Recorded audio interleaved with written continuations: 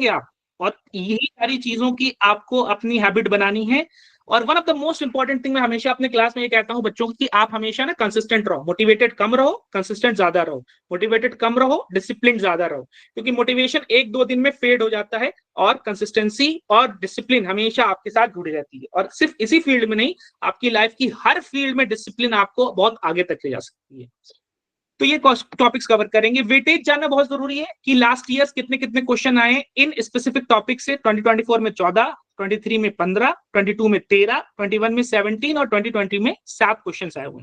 Revision assessment की बात करूं तो आपसे कुछ बातें की गई थी कि क्लास में आपके इंडक्शन प्रोग्राम में कुछ बातें आपसे की गई थी कि क्या क्या बातें हैं। तो सर ने आपको बोला था कि आपको प्रॉपर क्लास करने हैं, आपको प्रॉपर डीपीपी सॉल्व करने हैं, आपको शॉर्ट नोट्स बनाने हैं, और क्या बातें की थी, कोई मुझे बता सकता है? 6 to 7 पॉइंट सर ने नोट कराए थे। To give test every day.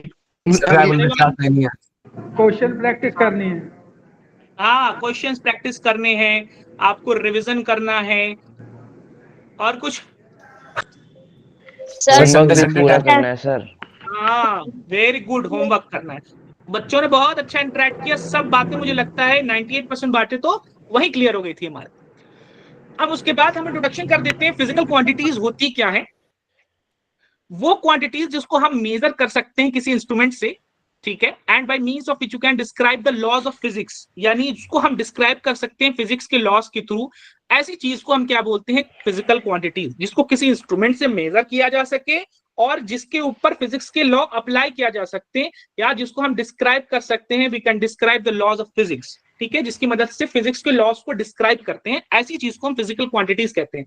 जितनी भी आपने आज तक पढ़ते हैं वो सारे फिजिकल क्वांटिटीज ही पढ़ते हैं। फोर्स हो गया, लेंथ हो गया, टाइम हो गया, आपका एरिया हो गया, वॉल्यूम हो गया, डेंसिटी हो गया, ये सारी की सारी चीजें क्या है? आपकी फिजिकल क्वांटिटीज हैं।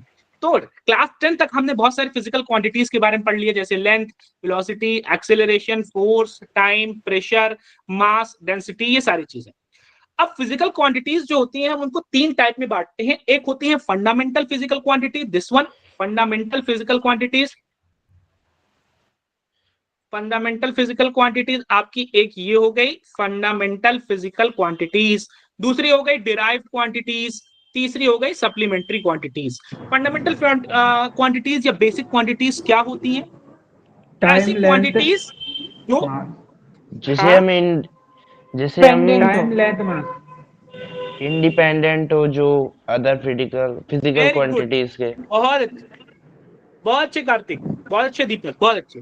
ऐसी क्वांटिटीज जो इंडिपेंडेंट होती हैं, जो किसी पे डिपेंड नहीं करती हैं, यानी कि किसी और चीज के इंक्रीज डिक्रीज घटने बढ़ने में की वजह से उन क्वांटिटीज पे फर्क नहीं पड़ता है, ऐसी क्वांटिटीज को हम फंडामेंटल क्वांटिटीज कहते हैं। और हमने ऐसी 7 फंडामेंटल क्वांटिटीज सेट कर रखी हैं अपने हिसाब से। सेट करने को तो हम और चीजों को भी सेट कर सकते थे, लेकिन हमारे साइंटिस्ट ने सिर्फ 7 ही चीजों को, इन 7 चीजों को बेसिक फंडामेंटल क्वांटिटीज मान के काम शुरू किया। ठीक है, हो सकता हो किसी और प्लैनेट पर किसी और तरीके के 7 डिफरेंट फंडामेंटल क्वांटिटीज चल रही हो, कोई पैरेलल अर्थ हो वहां पर, है ना, तो चल रहा होगा वहां पे कुछ और फंडामेंटल, लेकिन हमारे साइंटिस्ट ने 7 इनको बेसिक क्वांटिटीज मान करके शुरू किया है सब चीज को, सब टाइप की क्वांटिटीज को डिराइव करना। वो बेसिक क्वांटिटीज कौन सी है? Length, time, mass, temperature, electrical current, luminous intensity and amount of substance. Correct? यहां तक किसी को कुछ doubt? No sir. No sir. Very good, very good, बहुत अच्छे, बहुत अच्छे।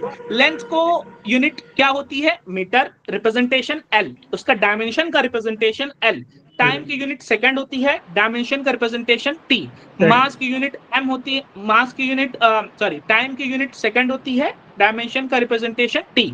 सिमिलरली मास की यूनिट क्या होती है? किलोग्राम, डायमेंशन का रिप्रेजेंटेशन एम। टेम्परेचर का केल्विन, रिप्रेजेंटेशन के। हाँ, बहुत अच्छे बच्चे, साथ चलो मेरे साथ, वेरी गुड। अब उसके बाद इलेक्ट्रिकल करंट का जो यूनिट होती है आपकी एम्पियर। एम्पियर, हाँ, और उसका representation A. Luminous intensity candela, एडी amount of substance candle, mole. हाँ, और अमाउंट ऑफ सब्सटेंस का क्या होता है भाई? मोल होता है। ये चीजें आपने मोल के बारे में थोड़ी बातें आप पहले पढ़ रखे हो, और करंट के बारे में भी आप थोड़ी बातें पढ़ रखे हो, ठीक है।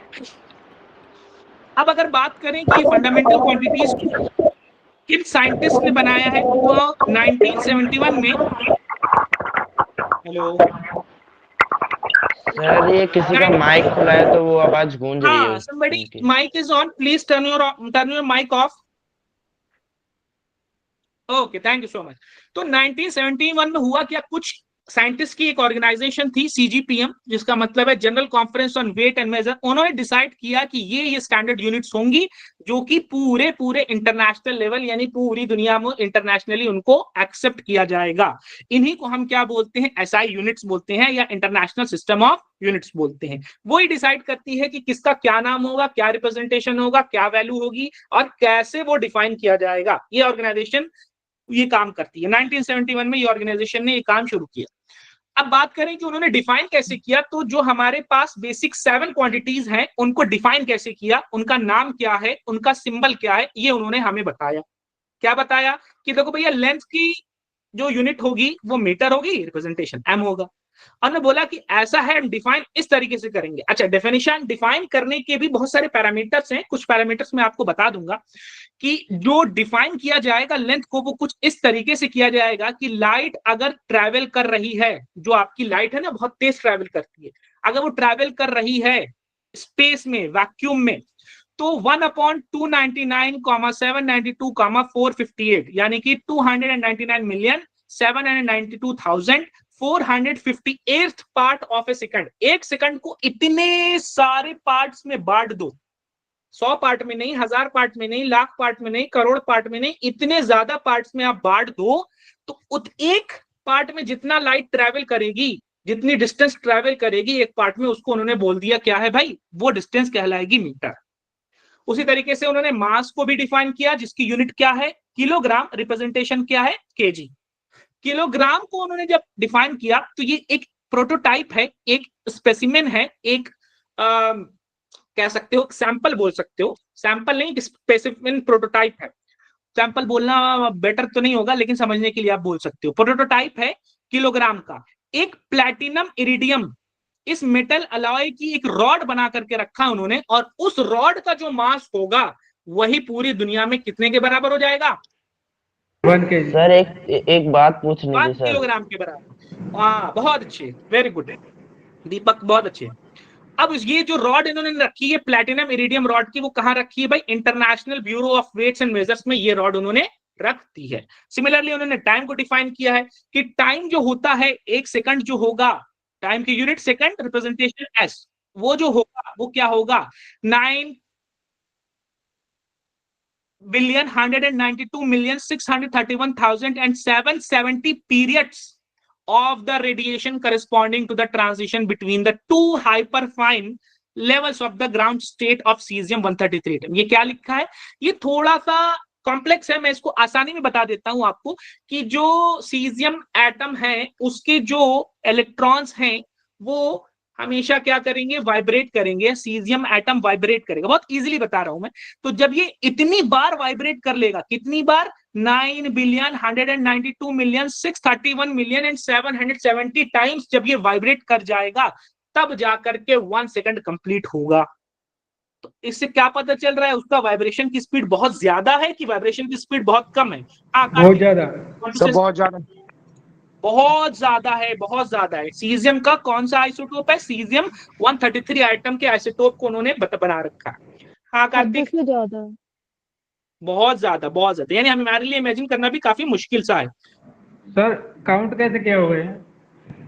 हाँ सर काउंट कैसे क्या होगा 1 सेकंड में इतनी बार? हाँ, ये काउंट करने के लिए बहुत ही एडवांस लेवल की मशीनरी यूज की जाती है, बहुत ही एडवांस लेवल के कैलकुलेशंस और बहुत ही एडवांस लेवल की टेक्निक्स यूज की जाती है, जो कि आपके स्कोप से बाहर है।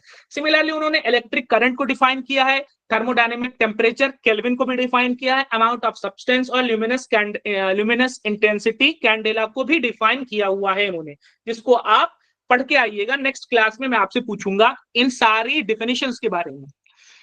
अब अगर हम बात करें कि फंडामेंटल क्वांटिटीज क्या होती हैं, यहां तक हमारी बात कंप्लीट हो गई। इंडिपेंडेंट होती हैं, किसने बनाया, सीजीपीएम ने बनाया, और यही आपकी क्या होती हैं, पूरे इंटरनेशनल लेवल पे हर जगह यही फंडामेंटल क्वांटिटीज चलती हैं। इसको डिफाइन कैसे किया गया है ये बता दिया गया। यहां तक बात समझ में आई सभी को? कोई डाउट, कोई दिक्कत, कोई परेशानी? No no sir. Sir. Very good, No, आगे sir. बढ़ते हैं। अब डिराइव्ड क्वांटिटीज की बात करते हैं। तो फंडामेंटल क्वांटिटीज का यूज करके बहुत सारी अलग अलग क्वांटिटीज को हम डिराइव करते हैं, बहुत सारी अलग अलग क्वांटिटीज को हम बनाते हैं। फॉर एग्जाम्पल मैंने आपको बोल दिया कि भाई मोमेंटम, मोमेंटम की यूनिट क्या होगी, मोमेंटम की यूनिट क्या होगी? तो जो Newton meter per fundamental second. Units है, हाँ क्या बोला? MB mass Newton meter per second. Newton meter per second, kilogram meter per second. Kilogram meter per second. Very good, बहुत अच्छे, बहुत अच्छे, किलोग्राम मीटर पर सेकंड। किस बच्ची ने बोला भाई? बहुत अच्छा बोला वंशिका। आप लोग। हाँ वंशिका, वेरी गुड बच्चे, बहुत अच्छे। वो मोमेंटम की जो डेफिनेशन, मोमेंटम की जो यूनिट होगी वो कैसी होगी? आपने बताया भाई किलोग्राम मीटर पर सेकंड। अब हम इसको डिराइव्ड क्वांटिटी बोलेंगे, क्योंकि डिराइव्ड क्वांटिटीज वो होती हैं जो बेसिक क्वांटिटीज पर डिपेंड करती हैं, बेसिक क्वांटिटीज से मिलकर बनाई जाती हैं। कैसे मिलकर बनाई जाती है? यूनिट आपको पता है kilogram meter per second. Kilogram का जो डायमेंशन रिप्रेजेंटेशन है उसको रिप्रेजेंट करते हैं एम से। एम का मतलब किलोग्राम, करेक्ट? ये आपने पीछे स्लाइड में देखा कि किलोग्राम को किससे रिप्रेजेंट करते हैं? ये मास, मास से, हाँ, मास M। से। टाइम को किससे रिप्रेजेंट करते हैं? टी, टी डायमेंशन माइनस है। 1। हाँ टाइम को टी, हाँ बच्चे ने बहुत अच्छा बताया। डायमेंशंस टाइम को टी से रिप्रेजेंट करते हैं, लेंथ को एल से रिप्रेजेंट करते हैं। डायमेंशंस, टेम्परेचर की डायमेंशन को क्या से रिप्रेजेंट करते हैं? करंट को ए से, कैंडेला को सीडी से, और मोल को एमओएल से। तो मैं वही काम कर रहा हूं यहां पर। फिर मीटर का क्या है भाई मामला? एम एल हो गया, टी माइनस 1। हाँ, और फिर सेकंड का मामला हो गया, लेकिन ये सेकंड तो अपॉन में है, तो मैं सेकंड को अपॉन टी लिख देता हूं। इसको स्ट्रेट फॉर्म में एक लाइन में लिखेंगे MLT माइनस वन, नीचे से ऊपर। हाँ बहुत अच्छे बच्चे। अगर आपसे मैं पूछूं कि जरा मुझे बताइए कि वेलोसिटी की बात करूं, मैं अगर मैं आपसे पूछूं वेलोसिटी की बात करूं, तो वेलोसिटी की यूनिट क्या होता है? LT minus 1, LT minus LT minus one. 1। Meter per second, हाँ meter per second, LT minus 1। Similarly आप मुझे एक्सेलरेशन के बारे में भी जरा मुझे बता दीजिए क्या होगा? LT minus 2 और minus meter one. per second square. बहुत अच्छे, शाबाश, जबरदस्त। सब यहाँ पे चालू बच्चे आए हुए हैं, वेरी गुड। LT माइनस 2 हो जाएगा और मीटर पर सेकंड स्क्वायर हो जाएगा, वेरी गुड। अब इसी तरीके से आप बहुत सी क्वांटिटीज को डिफाइन कर सकते हो, जैसे कि आप वर्क को भी डिफाइन कर सकते हो, वर्क की डायमेंशंस भी निकाल सकते हो, पावर की डायमेंशंस भी निकाल सकते हो, एनर्जी की भी डायमेंशंस निकाल सकते हो, हीट की, फोर्स की, प्रेशर की, डेंसिटी की, जितनी भी फिजिकल क्वांटिटीज हैं उन सबको आप डिराइव कर सकते हो। किसकी मदद से? फंडामेंटल। पूरी दुनिया में जितनी भी डिराइव्ड क्वांटिटीज हैं, जो कि बहुत ही ज्यादा अमाउंट में, सब की सब डिराइव्ड होंगी। किससे होंगी? फंडामेंटल क्वांटिटीज, आपकी जो फंडामेंटल यूनिट्स हैं उनसे डिराइव होंगी।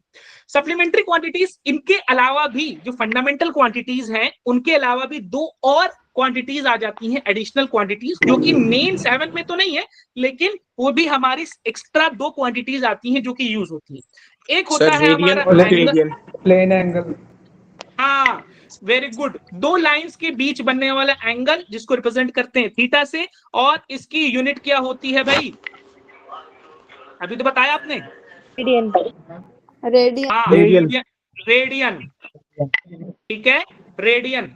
और दूसरा होता है हमारा Strain. Solid angle, solid angle, radian. हाँ सॉलिड एंगल क्या होता है बता दूं, जिन बच्चों को नहीं पता है बता देता हूं कि सॉलिड एंगल ये होता है, पहली बात तो जो एंगल होता है, जो प्लेन एंगल होता है, जो 2D एंगल होता है, प्लेन एंगल बोलते हैं हम, ठीक है, वो हमारा एक प्लेन में ड्रॉ किया जा सकता है। और जो हमारा 3 डायमेंशनल एंगल होता है, जो कि स्पेस में होता है, जिसको हम सॉलिड एंगल भी बोलते हैं, वो क्या होता है कि कोई एक एरिया होगा, ऐसे शायद मेरा हाथ आपको दिख रहा हो, और यहाँ पे कोई एक पॉइंट होगा, तो ये एरिया जो है वो इस पॉइंट पर, यहाँ पर एक आप पॉइंट इमेजिन कर लो। आप सब लोग देख सकते हैं मुझे? Yes sir. Yes sir. हाँ, बहुत अच्छे, ठीक है। तो यहाँ पे आप मेरा हाथ एक एरिया मान लो और यहाँ पे एक पॉइंट मान लो, तो मेरा हाथ से जितनी भी लाइंस निकल करके जा रही हैं इस पॉइंट पर कनेक्ट हो रही हैं, फिर वो पॉइंट पर जितने भी हाथ से इस एरिया के हाथ के एरिया से पॉइंट से निकल करके जितना भी वो एंगल, जितना भी वो पोर्शन कवर कर रहा है, वो कहलाता है आपका सॉलिड एंगल। ठीक है, ये एक एरिया ऐसे मान लीजिए, और ये एरिया जो है कुछ इस तरीके से बहुत सारी लाइंस निकल करके जा रही हैं, और कितना पोर्शन कवर कर रही हैं, उसको कितनी डिग्री में कवर कर रही हैं, वो कुछ इस डिग्री में कवर कर रही हैं। ये मान लीजिए ये पार्ट, तो ये जो पार्ट होता है इसको हम बोलते हैं सॉलिड एंगल, इसको रिप्रेजेंट करते हैं ओम से, और इसकी यूनिट क्या होती है, स्टेरेडियन होती है। हाँ करेक्ट, यहां तक बात समझ में आई क्या सभी को? Yes yes sir. Sir. Yes बहुत सर। अच्छे बच्चे, बहुत अच्छे, सब बच्चे बहुत अच्छा कर रहे हैं, वेरी गुड। उसके बाद नेक्स्ट पार्ट चले कि जो हमारा फिजिकल कांस्टेंट्स हैं उनके डायमेंशंस की हम बात कर लेते हैं। फिजिकल कांस्टेंट्स की जो डायमेंशंस हैं वो हमारे पास कौन कौन सी हैं। जैसे कि हमारे पास फिजिकल कांस्टेंट हो गया कैपिटल जी। कैपिटल जी का क्या नाम होता है, आपने क्लास 10 में पढ़ रखा है इसके बारे में? Universal gravitational constant. हाँ, universal gravitation constant, very gravitational good. Constant. हाँ, यूनिवर्सल ग्रेविटेशनल कांस्टेंट, इसकी वैल्यू क्या होती है? 6.67 into 10 raised to power -11। Unit भी बता दीजिए साथ में। न्यूटन मीटर स्क्वायर पर किलोग्राम। वेरी गुड, बहुत अच्छे। तो इन्होंने बता दिया कि जो जी की यूनिट होती है वो क्या होती है भाई, न्यूटन मीटर स्क्वायर पर किलोग्राम स्क्वायर। चलो, हाँ, न्यूटन मीटर स्क्वायर पर किलोग्राम स्क्वायर। अब मैं आपसे बोल दूं कि जरा मुझे इसकी डायमेंशंस निकाल के दिखा दीजिए। तो न्यूटन की डायमेंशन पता है क्या किसी? न्यूटन की डायमेंशन हाँ, न्यूटन की डायमेंशन क्या होती है भाई? न्यूटन की डायमेंशन होती है ML/T। हाँ वेरी गुड, ML/T-2। और बच्चे हमारी वो भी जवाब दें। आकाश, क्या कह रहे हैं बच्चे? ये जो फोर्स का होता है ये वही उसी का है ना? हाँ, फोर्स का ही होता है, बता रहा हूँ। और बच्चे भी जवाब दे भाई। इतनी मजेदार क्लास चल रही है, खामोश नहीं बैठना है, अभी सभी को इन्वॉल्व करना है, सभी को हमारे साथ कनेक्ट करना है। ठीक है, तभी सीख पाओगे और तभी आपका जी मीन्स का जो लक्ष्य है, जो टारगेट है, वो क्लियर हो पाएगा। ठीक है, नीरज, नवदीप, विशाल, समिता, ठीक है, और जिसका नाम नहीं ले पाऊं, मुझे थोड़ा सा नाम लेने में, स्पेलिंग्स पढ़ने में प्रॉब्लम। ठीक है, Navtaj, Aryan, Tripti, Aditya, everyone respond to me. अब एक बच्चे ने पूछा फोर्स का ही होता है? हाँ बिल्कुल, फोर्स का ही होता है, क्योंकि फोर्स की यूनिट क्या होती है, न्यूटन, और इसकी डायमेंशन क्या होती है, ML/T-2। कैसे होता है? फोर्स की फॉर्मूला होता है मास इनटू एक्सेलरेशन। मास का डायमेंशन अभी आपने बताया m होता है, और एक्सेलरेशन का डायमेंशन पीछे आपने बताया क्या होता है, L/T-2। जिस बच्चे को नहीं पता, हाँ, ये बच्चों ने अभी आपने मुझे बताया कि एक्सेलरेशन का डायमेंशन कितना होता है भाई, L/T-2। ये हो गया न्यूटन की डायमेंशन जो हो गई, फोर्स की डायमेंशन जो हो गई वो ML/T-2। तो मैंने रख दिया यहाँ पर ML/T-2। अच्छा, मीटर को डायमेंशन क्या होता है? L square. मीटर का डायमेंशन L होता है, और यहाँ पे स्क्वायर है तो यहाँ L स्क्वायर होगा अपॉन, हाँ, और किलोग्राम का डायमेंशन क्या होता है? M। Very good. M-1 हाँ, और ये M-1L3T-2। हाँ, बहुत अच्छे, वेरी गुड, सबको आ रहा है, सब फटाफट बता रहे हैं। M-1 L3T-2। वेरी गुड, बहुत अच्छे बच्चे, बहुत अच्छे। तो आपने कुछ फिजिकल कांस्टेंट्स की डायमेंशन निकाल ली।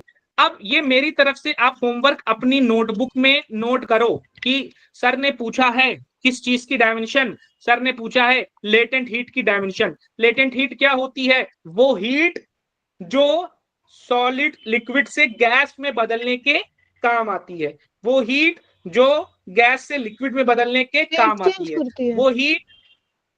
हाँ बच्चा, स्टेट चेंज करती है वो। हाँ, स्टेट चेंज करने वाली हीट जो होती है वो लेटेंट हीट कहलाती है। टेम्परेचर चेंज करने वाली जो हीट होती है वो सेंसिबल हीट कहलाती है। तो उसके लिए मैं आपको L/T-2 Q is equal to ml, ये मैं कल चेक करूंगा। Q is equal to ml, ठीक है। Q क्या है यहाँ पर? Q है हीट, और हीट का डायमेंशन, एनर्जी का डायमेंशन, और आप कह सकते हो उसका वर्क का डायमेंशन सेम होता है। तो चाहे हीट का रखो, चाहे एनर्जी का रखो, चाहे वर्क का रखो, सेम। m क्या है? मास का डायमेंशन आपको पता है m होता है, और l इज द यूनिट जिसके बारे में मैं पूछ रहा हूं, दैट इज होमवर्क। मैं आपको कल चेक करूंगा, पूछूंगा मैं। अब उसके बाद और फिजिकल डायमेंशंस आप Q is equal to ml आप करके लाइएगा, that is homework for you. ये मेरी तरफ से होमवर्क है आपकी नोटबुक का, मैं आपसे कल पूछूंगा, ठीक है। सर इसका और भी मतलब बहुत सारे क्या है आपने जो मतलब क्या? फिर से रिपीट करेंगे। हाँ, ये Q is equal to ml मैंने आपको फॉर्मूला दिया है, जिसमें Q आपकी क्या है? हीट है। Q इज हीट, ये मैंने लिख दिया। हीट बोल लीजिए, चाहे एनर्जी बोल लीजिए, चाहे वर्क बोल लीजिए, इन तीनों की डायमेंशन सेम होती है, तो Q में आपको इसकी डायमेंशन रखनी है, करेक्ट? Okay sir. हाँ, m आपको पता है मास, उसकी डायमेंशन रखनी है। l की डायमेंशन फिर कैलकुलेट करके बताना है, जैसे अभी आप लोगों ने मुझे बताया। सारी बात समझ में? Yes sir. चलिए, very good, this is homework for you. अब उसके बाद कुछ स्पेशल फीचर्स होते हैं हमारे इसके, क्या बोलते हैं, डायमेंशंस के कुछ फीचर्स होती हैं कि किसी फॉर्मूला में मान लीजिए कि l प्लस अल्फा लिखा हो, टर्म आया हो, ठीक है, जहां l क्या है? यूजुअल मतलब उसका मीटर लेंथ, और length can be added only with length, length को सिर्फ लेंथ में ही ऐड कर सकते हैं, यानी कि एडिशन या सब्ट्रैक्शन जो होगा वो सिर्फ सेम टाइप की क्वांटिटीज में होगा। ऐसा नहीं है कि आपके पास 2 टॉफीज पड़ी थी जो कि 2 ग्राम की थी, और 2 चॉकलेट पड़ी थी जो कि 5 सेंटीमीटर क्यूब की थी, दोनों का। मैंने पूछा बताइएगा क्या क्या आपके पास टोटल मास है, तो आप ये नहीं कह सकते हो कि 2 ग्राम और 5 सेंटीमीटर क्यूब मिलाकर के टोटल 7 ग्राम। बोल सकते हो क्या ऐसे? नो सर, नो सर, नहीं बोल सकते। Principle of homogeneity. हाँ, क्या बोला? Sir principle of homogeneity. Principle of homogeneity, very good, very good, बहुत अच्छी। Principle of homogeneity is also coming. तो आप होमोजीनस बनाते हैं, सेम चीज, same type of quantity, same type of quantity में ऐड या सब्ट्रैक्ट होगी।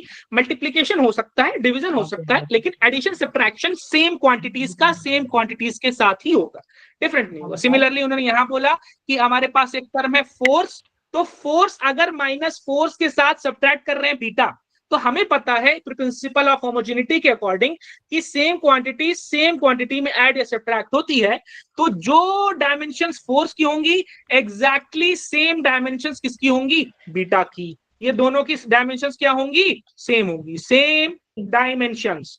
तो मैं आपसे पूछ लूं, मुझे बीटा की डायमेंशन बताइए, क्या आंसर हो जाएगा?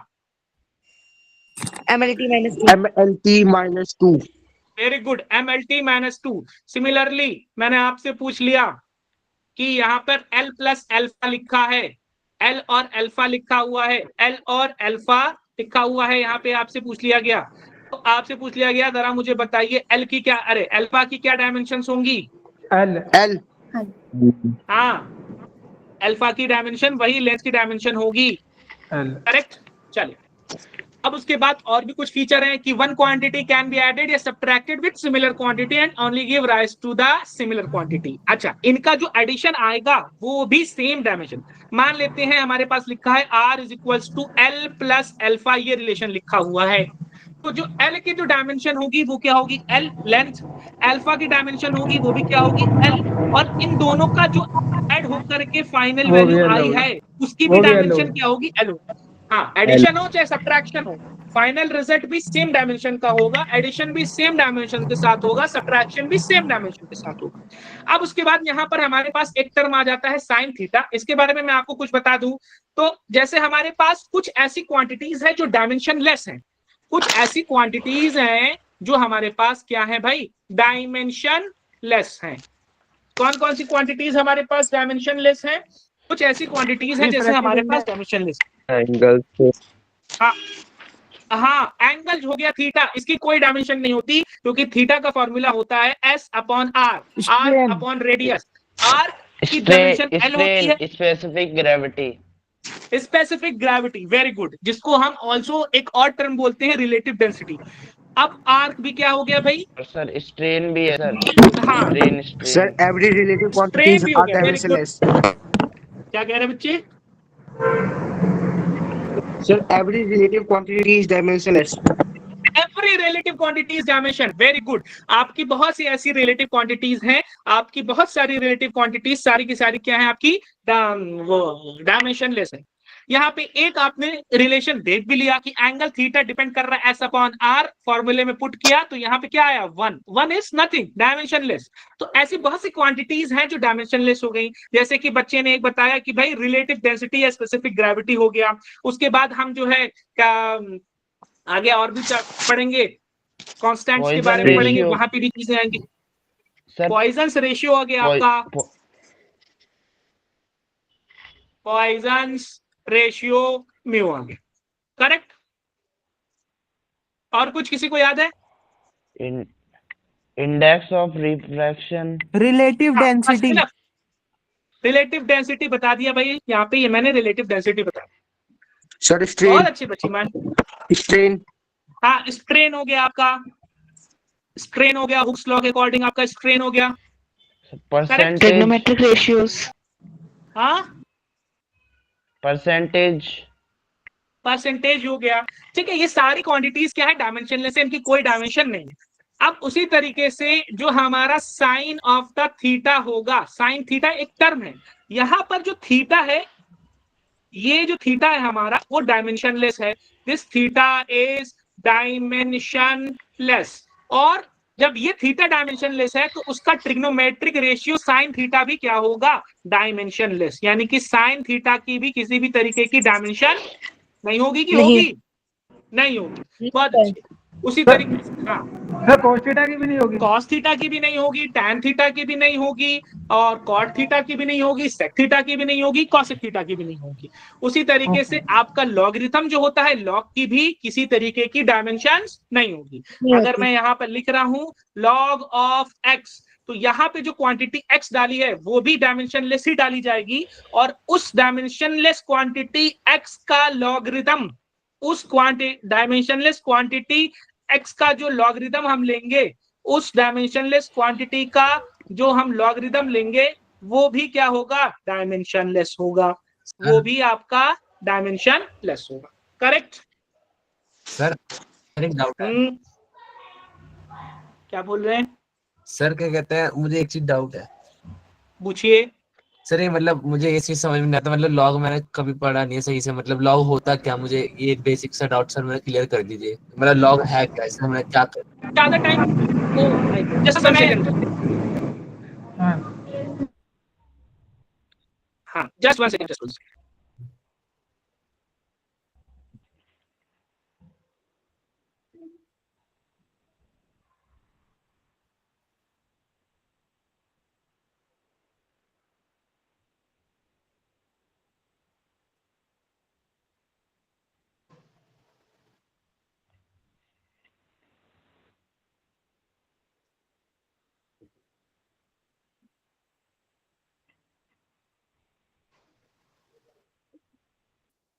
मैं ऑडिबल? Yes sir. हाँ, तो लॉगरिथम जो होता है ना, पावर्स को रिप्रेजेंट करने का मैथमेटिकल इक्वेशंस होती हैं, या मैथमेटिकल इक्वेशंस जो होती हैं अरिथमेटिक में मोस्टली ये यूज किया जाता है कि किसी नंबर के ऊपर पावर की जो वैल्यू आ रही है, जो किसी नंबर के ऊपर पावर की जो वैल्यू आ रही है उसको हम रिप्रेजेंट करते हैं लॉगरिथम के थ्रू। ठीक है, तो for example a to the power b is equals to c है। ठीक है, a to the power b is equals to c है, तो इसको रिप्रेजेंट करने का जो तरीका होता है वो लॉगरिथम होता है। देखो आज तो मैं ज्यादा बताऊंगा नहीं, जब मैं तो आपको मैथमेटिकल टूल्स बताऊंगा तो उसके बारे में उस टाइम ज्यादा अच्छे से बताऊंगा। अभी लॉगरिथम वाला कॉन्सेप्ट बस इतना समझ लीजिए कि अच्छे से थोड़ा सा मैं और बताऊंगा, लेकिन अभी नहीं, टाइम नहीं है ज्यादा।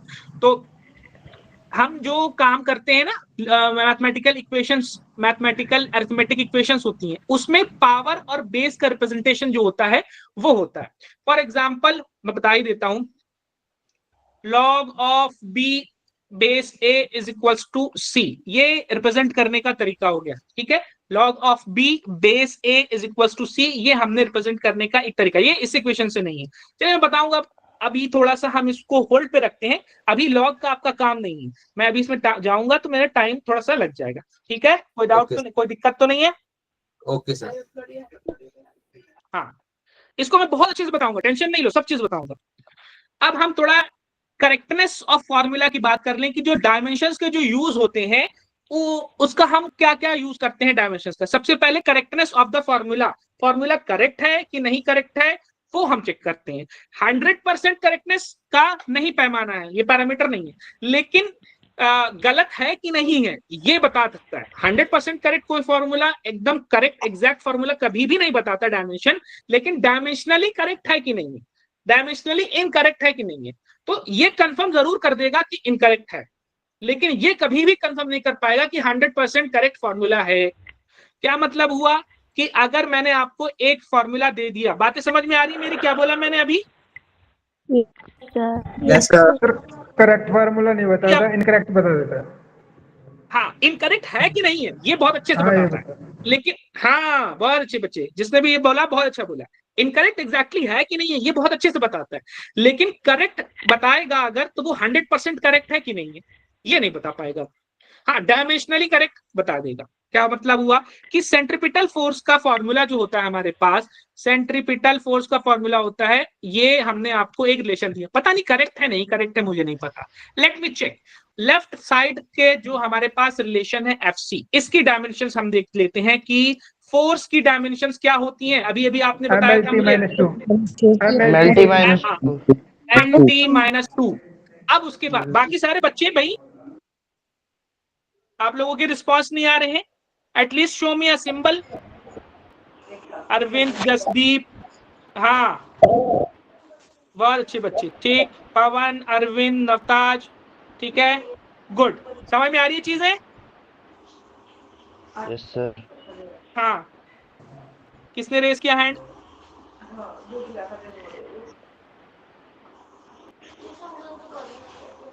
आप पूछिए क्या पूछ रहे हैं? आदित्य एंड हिम्मत। अच्छा अच्छा, चलिए अब यहाँ पे राइट साइड में आपको पता है क्या करना है, डायमेंशन पुट करनी है। मास की डायमेंशन क्या हो गई आपकी? m। वेलोसिटी की डायमेंशन क्या हो गई? LT -1। लेकिन यहाँ पे तो स्क्वायर है, तो मुझे इस स्क्वायर भी -2। हाँ हाँ, क्या फिर से बोलिए सर ML2T-2। हाँ, वेरी गुड, आपने डायरेक्ट उसको कैलकुलेट करके बता दिया। नीचे r है, r की भी डायमेंशन बता दीजिए क्या होगी? इसको सॉल्व कर लेंगे क्या हो जाएगा भाई? ML2T-2 अपॉन L, और इसको सॉल्व कर लेंगे तो क्या बन जाएगा भाई? MLT-2। तो हमने देखा, हाँ हाँ, RHS भी हमारा क्लियर हो गया और LHS भी हमारा क्लियर हो गया, और ये दोनों चीजें LHS और RHS क्या हो रही हैं भाई? इक्वल हो रही हैं। आपका लेफ्ट हैंड साइड का फॉर्मूला और राइट हैंड साइड का जो इक्वेशन है वो दोनों इक्वल आ रही हैं, यानी कि ये क्या है? ये डायमेंशनली करेक्ट है, ये डायमेंशनली करेक्ट है, 100% करेक्ट नहीं है, डायमेंशनली करेक्ट है। 100% करेक्ट है डायमेंशनल कंसिस्टेंसी वाले क्वेश्चंस करते थे, ये वो है क्या? क्या? जो हम डायमेंशनली कंसिस्टेंसी वाले क्वेश्चन करते थे वो वाले हैं ये? यस एग्जैक्टली, डायमेंशनली कंसिस्टेंसी की चेक करते थे, वही चीज है ये एग्जैक्टली करेक्ट। ये जो रिलेशन है डायमेंशन कंसिस्टेंसी को चेक करता है, डायमेंशनली करेक्ट ही नहीं करेक्ट, ये करेक्ट है। 100% करेक्ट है कि नहीं करेक्ट है ये हम मेथड से नहीं बता सकते, ठीक है? मेथड कोई नहीं है इसका बताने का, डायमेंशनल कोई मेथड नहीं, ठीक है? करेक्ट, बात समझ में आई क्या बोला मैं? हाँ हाँ, यहाँ पे फॉर्चुनेटली ये फॉर्मूला 100% करेक्ट है, लेकिन ये डायमेंशनली हम चेक नहीं कर सकते 100% करेक्ट है कि नहीं करेक्ट है। अभी आगे भी ये चीजें आएंगी तो आपको समझ में आएगा मैं क्या बात कर रहा हूँ। अच्छा, we can derive a new formula. अब हम एक नया फॉर्मूला भी हम डिराइव कर सकते हैं। फॉर एग्जाम्पल मैंने आपको बोल दिया, ठीक है, जैसे किसी बच्चे को मैंने बोल दिया, आकाश को मैंने बोला कि भाई आकाश एक काम करो, मैं आपको देता हूँ टाइम पीरियड और मैं कह रहा हूँ जरा ना आप मुझे रिलेशन बैठा के दिखाओ, एक फॉर्मूला बैठा के दिखाओ किस किस चीज में आपको 3 चीजों को दे दिया मैंने, एक उसका एक मास दे दिया, लेंथ दे दिया और ग्रेविटेशन। क्या बोला मैंने कि मेरे पास एक रस्सी है, उसमें एक मैंने स्टोन बांध दिया जिसका मास m है, रस्सी की लेंथ l है और ग्रेविटेशनल एक्सेलरेशन नीचे की तरफ g लग रहा है, और मैं इसको पीछे की तरफ ले जा रहा हूं, तो ये आगे पीछे ऐसे क्या करेगा, ऑसिलेट करेगा, ऐसे चम करेगा। तो अब मुझे टाइम पीरियड बताना है आपको कि टाइम पीरियड का रिलेशन आप मुझे स्टैब्लिश करके दिखा दो, मास में, लेंथ में और ग्रेविटेशनल एक्सेलरेशन में।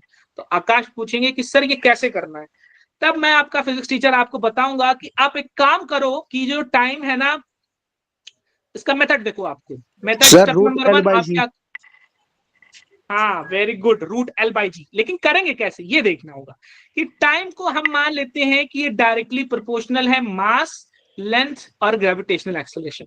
ये रिलेशन हमने मान लिया कि ये इस पे डायरेक्टली प्रोपोर्शनल है, ये इस पे डिपेंड कर रहा है।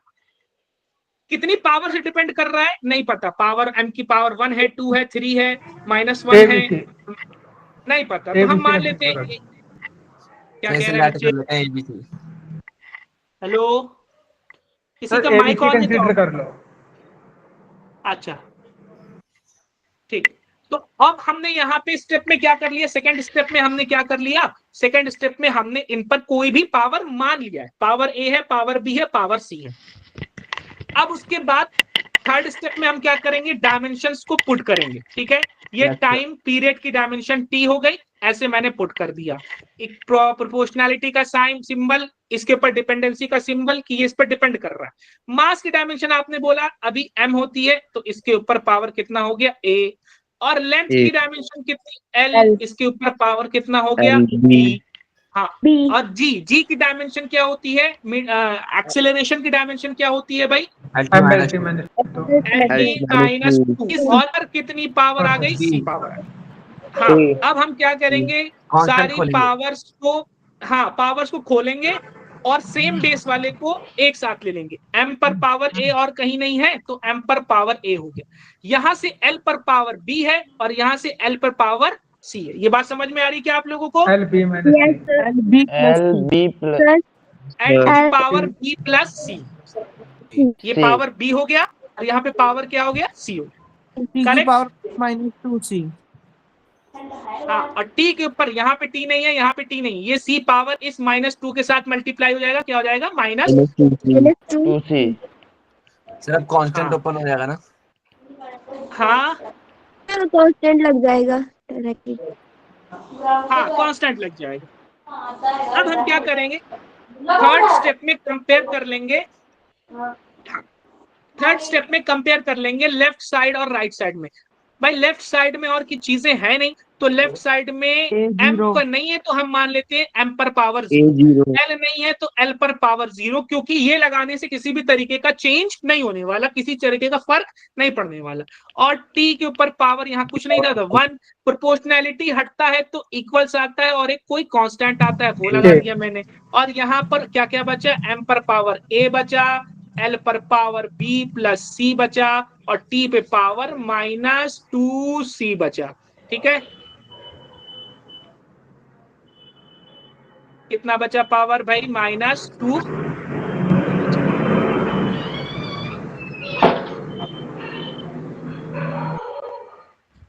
अब कंपेयर किया, m के पावर 0 है और यहाँ पे m के ऊपर पावर a है, तो कंपेयर करके पता चला a की वैल्यू 0 होगी।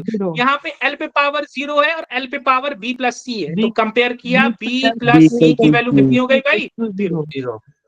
हाँ, और यहाँ पे t पे पावर 1 है और यहाँ पे t पे पावर कितना है भाई, -2c है, तो 1 इज इक्वल्स टू -2c। अब इस थर्ड वाली इक्वेशन को सॉल्व करेंगे, c की वैल्यू कितनी हो गई भाई, -½ हो गई, करेक्ट। अब सिर्फ b निकल जाएगा और c की वैल्यू यहाँ पुट करेंगे, तो b की वैल्यू कितनी हो गई, ½ हो जाएगी, करेक्ट। हाफ हो जाएगी सर। हाँ, वेरी गुड। तो अब यहाँ पे ऊपर चल रहे हैं थोड़ा यहाँ पे, ठीक है। अब हम क्या करेंगे, यहाँ पर रिलेशन को वापस से रख देंगे। रिलेशन क्या था, ये t था, प्रोपोर्शनैलिटी की जगह इक्वल्स और कांस्टेंट आ गया। m के ऊपर पावर 0 है तो उसके ऊपर पावर 0 का मतलब m के ऊपर पावर a है, या लिख देता हूं ताकि बच्चों आपको कंफ्यूजन ना हो। m के ऊपर पावर a, l के ऊपर पावर b, g के ऊपर पावर c। अब वैल्यूज पुट कर देते हैं, t is equal to k, m के ऊपर पावर 0 हो गया, l के ऊपर पावर 1/2 हो गया, और c के ऊपर पावर कितना हो गया, -1/2 हो गया। तो इसको हम जनरलाइज करके देखेंगे तो m के ऊपर पावर 0 की वैल्यू 1, l के ऊपर पावर 1/2 का मतलब √l, और c के ऊपर -1/2 का मतलब 1 में जाकर के √c, g था ना वैल्यू, g के ऊपर पावर 1/2 का मतलब कि नीचे जाकर के g के ऊपर पावर √। तो ये हमारे पास बन गया k टाइम्स √l/g। तो टाइम पीरियड का रिलेशन निकल करके आ गया k टाइम्स √l/g। k की वैल्यू मैं आपको बता देता हूं, कांस्टेंट की वैल्यू यहाँ पे होती है 2π √l/g। तो आपने एक रिलेशन स्टैब्लिश करके निकाल लिया, रफ रिलेशन आपने एक स्टैब्लिश करके निकाल लिया, ये t is equal to k times √l/g। ये बातें सभी बच्चों को समझ में आई क्या? Yes, sir. Yes sir. तो 2π है कांस्टेंट, यस सर। कांस्टेंट 2π है। हाँ, कांस्टेंट 2π है। ये आपको यहाँ से पता चलने वाला ही नहीं है, कभी जिंदगी में डायमेंशंस के थ्रू नहीं पता चले। ये आप आगे जाएंगे तो इस रिलेशन को डिराइव करेंगे प्रॉपरली, वहां से आपको पता चलेगा 2π। अच्छा, कांस्टेंट को निकालने का तरीका भी होता है, वो हम क्या करते हैं कि एक हमने ले लिया, ये मैं आपको वर्बली क्लास में बता दे रहा हूँ, हमने ले लिया 1 मीटर का वो ले लिया, ये क्या बोलते हैं, धागा ले लिया, स्ट्रिंग ले लिया, और कोई भी मास ले लिया, 10 ग्राम, 50 ग्राम, 40 ग्राम का ले लिया, ठीक है। और फिर हमने क्या किया, 1 मीटर का लेकर के फिर हमने इसको टाइम पीरियड निकाला, ऐसे पीछे की तरफ हमने एक्सटेंड किया और रिलीज किया। अब ये मूव कर रहा है, एक कंप्लीट होने में जितना टाइम लगा हमने देख लिया कि एक कंप्लीट होने में मान लेते हैं लगा है 4, कितना लगा है 4 सेकंड। तो t की वैल्यू यहाँ पे मैंने 4 रख दी, l 1 मीटर का मेरा धागा था, g की वैल्यू 9.8 होती है, ये इस वाले फॉर्मूले में एक्चुअली रखते हैं यहाँ वाले। t की वैल्यू हमने देख लिया 4 सेकंड आई, l 1 मीटर का मेरा धागा था, g की वैल्यू आपको पता है 9.8 होती है। ये सारी वैल्यूज पता है, l पता है, g पता है, t हमने एक्सपेरिमेंट से निकाल लिया और k को एज इट इज रहने दिया। सारी चीजें पता है, k नहीं पता है, मैथमेटिक्स अलजेब्रा का यूज करके k की वैल्यू निकाल लेंगे। हाँ, k की वैल्यूज फिर सारी वैल्यूज पुट करके k की वैल्यू निकल आएगी, जो कि हमें पता है किसके इक्वल होती है, 2π के इक्वल होती है। ऐसे हम कॉन्स्टेंट्स को निकालते हैं, एक्सपेरिमेंटली निकालते हैं, करेक्ट?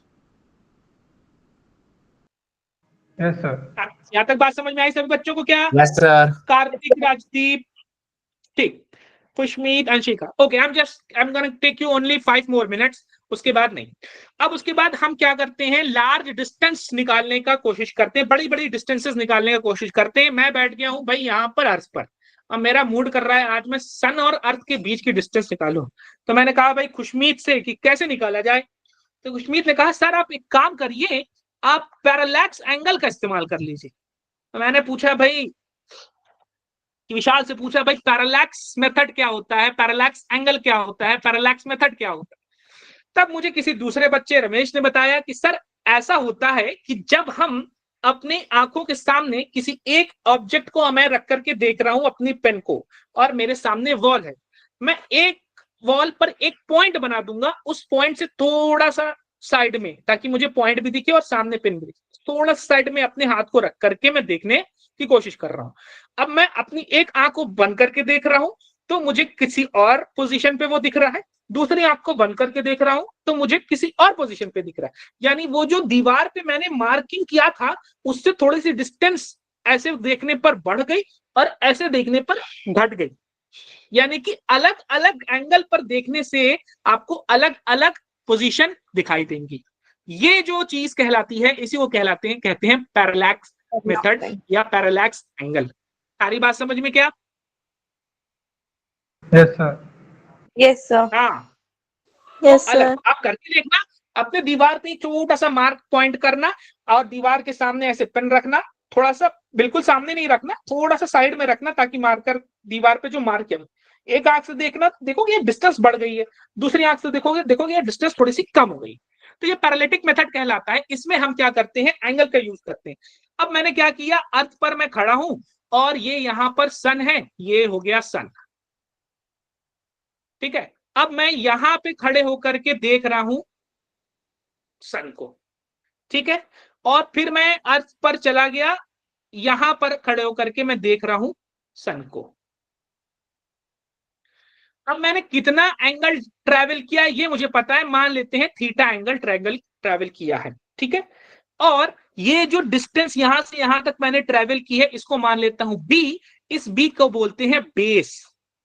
और जो ये यहां से यहां तक की डिस्टेंस है और ये यहां से यहां तक की डिस्टेंस है, ये सेम ही डिस्टेंस है डी, और ये सेम ही डिस्टेंस है डी। आप कहोगे सेम कैसे, बताता हूं। इसी चीज को यहां पर मैंने बना दिया है, इसका नाम दे दिया ए ऑफ, इसका नाम दे दिया मैंने ए, इसका पॉइंट का नाम दे दिया बी, और इस वाले पॉइंट का नाम दे दिया सन एस।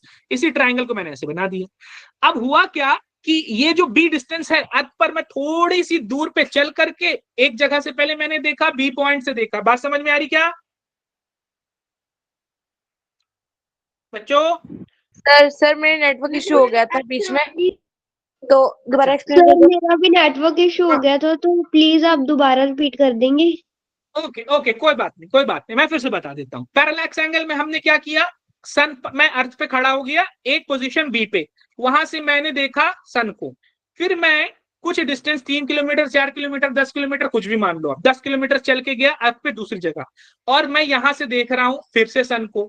तो मैं जितना चला उस चलने के हिसाब से मुझे पता चल गया कि मैं इस वाली पोजीशन से जो लाइन बना रहा था, ये BS लाइन, ये वाली लाइन BS जिसको मैंने ऐसे ट्रायंगल बनाया है, और इस वाली पोजीशन से जो मैं लाइन बना रहा हूं AS लाइन, इस वाली पोजीशन से लाइन बना रहा हूं AS लाइन।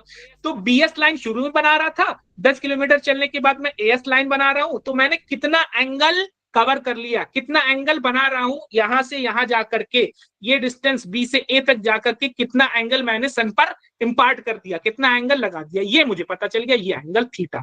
इसी ट्रायंगल को मैंने ऐसे हॉरिजॉन्टल ट्रायंगल ऐसे वर्टिकल करके आपको यहाँ पे लाके दिखा दिया, बना दिया। ये बात समझ में आई क्या सभी को? Yes sir.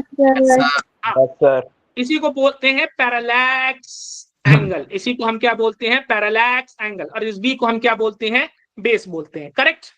अब होगा क्या कि जो बी है 10 ही किलोमीटर तो चला हूं मैं, और मेरे और सन के बीच की डिस्टेंस बहुत ज्यादा किलोमीटर्स में है भाई, थाउजेंड्स एंड मिलियंस किलोमीटर्स में डिस्टेंस है। तो जो बी, मिलियन किलोमीटर, हाँ मिलियन डिस्टेंस में बी बाई डी का जो रेशियो होगा ना, बहुत ही छोटा, बहुत ही कम होगा, ठीक है। अब ये जो रेशियो होगा बहुत ही कम होने की वजह से जो एंगल बनेगा ना, बहुत ही छोटा स्मॉल एंगल बनेगा। थीटा जो होगा ना वो बहुत वेरी स्मॉल एंगल बनेगा, ठीक है, वेरी स्मॉल एंगल बनेगा, बहुत ही छोटा एंगल। क्यों बता रहे हैं सर, क्या मतलब? जब ये एंगल बहुत छोटा होगा ना, तो हम इसको, ये डिस्टेंस जो हमने चली है ना, इसको एक सर्कल के आर्क के जैसे ट्रीट कर सकते हैं कि ये सर्कल का, ये भी बी डिस्टेंस है, बहुत छोटी है, बट यहाँ पे आपको बोर्ड पे बड़ी दिख रही है, लेकिन एक्चुअल में बहुत ही छोटी डिस्टेंस है। अगर मैं कंपेयर करूं तो सन के डिस्टेंस के मुकाबले में ये जो डिस्टेंस मैंने चली है अराउंड 10 किलोमीटर, मैं एक एग्जाम्पल दे रहा हूँ, 10 किलोमीटर बहुत ही छोटी है, उसको हम मान सकते हैं कि वो सर्कल के एक आर्क के बराबर है, सर्कल के एक आर्क के बराबर हम इसको मान सकते हैं ये डिस्टेंस। अब जब ये सर्कल का आर्क है तो हमको पता है arc is equals to r into theta. यहाँ पे आर नाम नहीं दे करके हम नाम देते हैं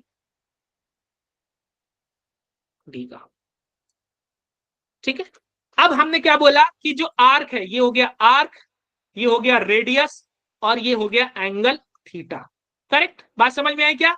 ये रिलेशन होता है S is equals to R theta, हमारे पास एक रिलेशन होता है सर्कल का arc into is equals to radius into angle, correct. बात समझ में आई क्या? Yes sir. Yes sir. कोई डाउट है क्या यहाँ पे? Pawan Mehra is getting, Neeraj Mehta is getting, Priyanshi getting, Kartik getting, Lakshita getting, everyone is getting, very good, बहुत अच्छा। ये हमारे पास रिलेशन होता है arc is equals to radius into angle. बस अब क्या करना है हमको, ये जो आर्क है जिसको हम बेस बोल रहे थे, इसका क्या नाम था भाई, बेस। जो आर्क है बेस है वो हमको पता है, उसकी वैल्यू हमने डाल दिया, और यहाँ पे हमने भाई बी डाल दिया इक्वल्स टू, अब आर रेडियस, ये जो है अगर आप एक आर्क मानोगे, ये ऐसे आर्क है, सर्कल का एक आर्क है, तो ये हो जाएगी उसकी रेडियस। रेडियस कितनी है, डी है, और एंगल कितना है, थीटा है। मुझे चाहिए थी, मैंने किसी बच्चे से, आकाश से पूछा था, भैया आकाश मुझे बता दो अर्थ और सन के बीच की डिस्टेंस, तो आकाश ने यहां तक मुझे समझा दिया। समझाने के बाद बोला कि सर अब आप कुछ नहीं करना है, पैरेलैक्स एंगल तो आपने 10 किलोमीटर की डिस्टेंस कवर करके कैलकुलेट कर ही लिया था, बेस आपको पता है 10 किलोमीटर आप चले ही थे, अब थीटा को उधर भेजिए सर। मैंने कहा ठीक है भाई, तो distance is equals to b upon theta, ये आपने निकाल लिया अर्थ और सन के बीच की डिस्टेंस। बी, बेस जितना आप चले हो अराउंड 10 किलोमीटर। थीटा, जब आप थीटा चले हो तो वो आप कैलकुलेट कर सकते हो कि कितना एंगल, अराउंड कितना एंगल आपने चल करके इंपार्ट कर दिया है सन के ऊपर। और वो कैसे करते हो आपको जानने की जरूरत नहीं, लेकिन वो आप कर सकते हो, वो निकाल सकते हैं आसानी से। तो पैरालिटिक मेथड का यूज करके, पैरालिटिक मेथड का यूज करके आपने इतनी बड़ी डिस्टेंस को निकाल लिया है, जो कि एग्जैक्ट डिस्टेंस नहीं है। ये कैसी डिस्टेंस है? Approx distance. अप्रॉक्स डिस्टेंस आपने निकाल लिया है अर्थ और सन के बीच की। ये हो गया आपका अर्थ, ये हो गया आपका सन। करेक्ट? यहां तक किसी बच्चे को कोई डाउट है क्या? No sir. No sir. No sir. No sir. चलिए, ठीक है ठीक है ठीक है, ओके। बस मैं ज्यादा टाइम नहीं ले रहा हूँ, थोड़ा सा टाइम ले लिया ज्यादा, I am really sorry for that. तो समराइज कर लेते हैं। अभी हम ये टॉपिक, 2-4 टॉपिक्स और बचे हैं, वो हम आपको नेक्स्ट क्लास में करवाएंगे। एस्टिमेशन ऑफ स्मॉल डिस्टेंस कैसे करते हैं, मेजरमेंट ऑफ टाइम की बात करेंगे। ज्यादा नहीं, आप इसको पढ़ लेंगे कि अभी आपको मैंने बताया है कि जब ये इतनी बार सीजियम एटम का वाइब्रेशन होता है, एक्चुअली रेडिएशन साइकिल कंप्लीट होती है, तब हम कहते हैं कि भैया 1 सेकंड हुआ है सीजियम 133 एटम, जो सीजियम का 133। फिर उसके बाद हमारा नेशनल फिजिक्स लैबोरेटरी है इंडिया में, वो इस चीज को, इंडिया के टाइम को मेंटेन करने का काम करती है। ठीक है, वहां पे भी ये सीजियम 133 है। और उसके बाद हम जो है टाइम के इस नए डेफिनेशन के साथ कैसे लेंथ को डिफाइन करते हैं, ये भी हम देखेंगे। और ये 2 क्वेश्चन आपको प्रैक्टिस करना है, 3 क्वेश्चन ये आपको प्रैक्टिस करना है। उसके बाद अब जरा मुझे जल्दी जल्दी सारे बच्चों मुझे बता दो आज हमने क्या सीखा। सबसे पहले क्या सीखा हमने? डायमेंशन। डायमेंशंस निकालना। Physical quantities. डायमेंशंस निकालना सीखा, फिजिकल क्वांटिटीज सीखा हमने। फंडामेंटल जल्दी जल्दी। Fundamental quantities. हाँ, क्या बोला? Sir dimension fundamental quantity. हाँ, डिराइव्ड क्वांटिटीज सीखा हमने। करेक्ट? और क्या सीखा हमने? फंडामेंटल पैरालैक्स मेथड सीखा हमने। डायमेंशनल फॉर्मूला करेक्ट और इनकरेक्ट। हाँ, डायमेंशनल फॉर्मूला करेक्ट और इनकरेक्ट। फटाफट मुझे ये बताओ, क्या मैं फोर्स के को ऐड कर सकता हूँ वेलोसिटी के साथ, कि फोर्स को वेलोसिटी के साथ ऐड नहीं कर सकता हूँ? No sir. No sir. Homogeneity की वजह से नहीं होएगा। बहुत अच्छे। हाँ हाँ, जो सेम डायमेंशन है वो सेम डायमेंशन के साथ ऐड होंगी, और साथ ही साथ सब्ट्रैक्ट हो सकती है कि नहीं हो सकती है? Sir Yes, same sir. Dimension का सब्जेक्ट हो सकता है। हो सकती है सर। वेरी गुड, बहुत अच्छे बच्चे, बहुत अच्छे बच्चे। आपके रिसोर्सेस आपकी स्क्रीन पर है। मल्टीप्लाई तो हो सकती है ना डिफरेंट डायमेंशन। यस, मल्टीप्लाई बिल्कुल होंगी। मल्टीप्लाई नहीं हो तो काम ही कैसे होगा? मल्टीप्लाई तो होना ही होना है, मल्टीप्लाई एंड डिवाइड तो होना ही होना है। उसके बाद ये आपको कुछ होमवर्क दिया है, क्वेश्चंस। आपको ये क्वेश्चंस कोशिश करके लाना है। I will ask you about these questions. I guess I have given you around 5 questions. Question number 99, I guess आप अभी बता सकते हो। फटाफट बच्चे बता दो। Two physical quantities whose dimensions are not same cannot be. Option A, option B, option C, option D, जल्दी बताइए। Can not be. हाँ, सी आएगा। सी आएगा। C sir. बहुत बहुत सारे बच्चे, बहुत बहुत सारे बच्चे, वेरी गुड, बहुत ठीक है। नेक्स्ट क्लास में अब हम पढ़ेंगे डायमेंशनल एनालिसिस के बारे में। अभी प्रॉपर डायमेंशनल एनालिसिस हमने नहीं पढ़ा। ठीक है, sir question, thank you so दिखाना मच क्वेश्चन। एवरवन। सर ओके इसमें sir. DPP sir question question दिखाना। आपको आपके ग्रुप में पीडीएफ फॉर्म में आपको मिल जाए। Okay sir. सर डीपीपी ठीक है, sir. Okay sir thank you okay, sir. Thank you so much. Thank you sir. Recording भी Thank आपको you, मिल sir. जाएगी। 16-17 लाख तो किस्त दी ना होती कड़िए पैसे थे 11 लाख रुपए। क्या कह रहे हैं? सर इसके डीपीपी का किस पे मिलेगी, ग्रुप पे ही? EPP, yes. सर आप आपके ग्रुप ग्रुप में का जो करोगे? ग्रुप लिंक है ना, उसमें आप जाइएगा, और उस ग्रुप लिंक के डिस्क्रिप्शन में आपको एक लिंक दी गई है। उस लिंक को जाके फिजिक्स के सेक्शन में जाकर के डीपीपी आपको मिल जाएगी। डीपीपी के क्वेश्चंस आप अभी सारे तो नहीं कर पाओगे, लेकिन आज के क्लास के बेसिस पे around 40% of the DPP question आप कर सकते हैं, क्योंकि उसमें एरर एनालिसिस अभी पढ़ाया है मैंने आपको इंस्ट्रूमेंट्स मैंने पढ़ाया नहीं है, तो वो अभी नहीं कर सकते। बाकी डीपीपी करना है, आपको होमवर्क करना है। Will ask about those in next class. Okay sir. Okay sir. Okay, thank you so much. You guys can leave. Okay, thank you.